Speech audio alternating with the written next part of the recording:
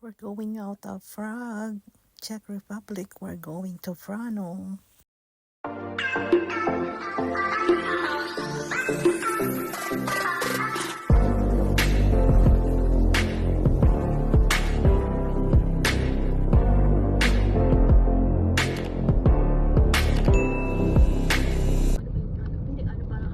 Yeah, check pa rin yun. Doon tayo matutulog. Hindi anak, sa Poland tayo matutulog. Mami, may ko lang sa gitna. Look, Turn left onto we're going. non-security.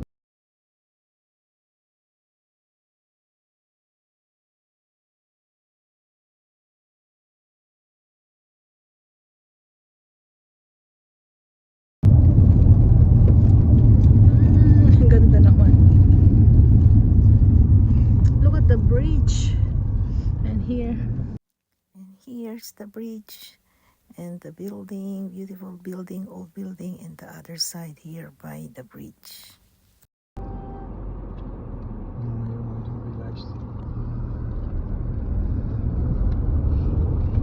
And the police is there catching somebody.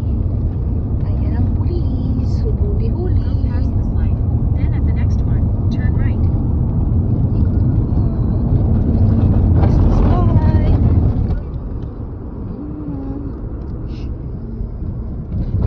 At the Paalis light, na kami. turn right onto Holmova. This light. Then turn right onto Milsanova. Going out of the center of Prague. Turn right. KPMG, Dutch company. The Alliance.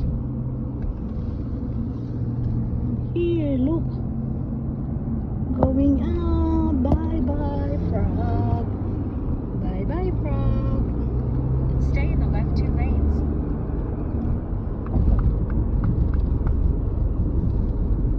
Bye In about bye, 1.5 Prague. kilometers, take a This is the new area actually, well, or the businesses. And we are passing also, we're going to the old center. So old center are beautiful building actually. I like the old center of Prague.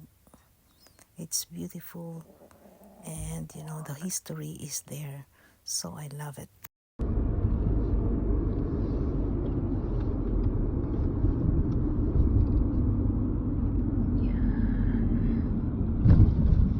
Ganda naman ng building na yan.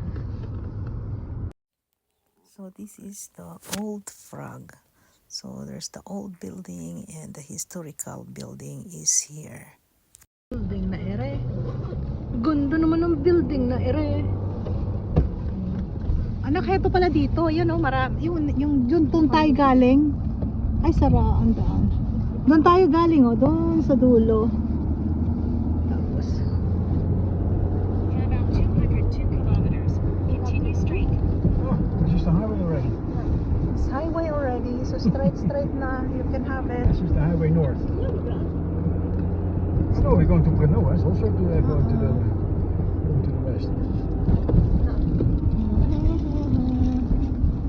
Brno. Going to Brno, still Czech Republic, but for now, goodbye Prague. Going out na kami of Prague. Wow, it's beautiful. They have what's, you know, 1 day, 2 day, 3 days is not enough. No. There's really a lot of beautiful places in Prague. Super. But we only been 3 hours and we also see a lot. So that's for today, Prague. So thanks for the beautiful building, beautiful view, beautiful memories, and thanks for watching, guys. Thank you, and hope to see you next video. Brno.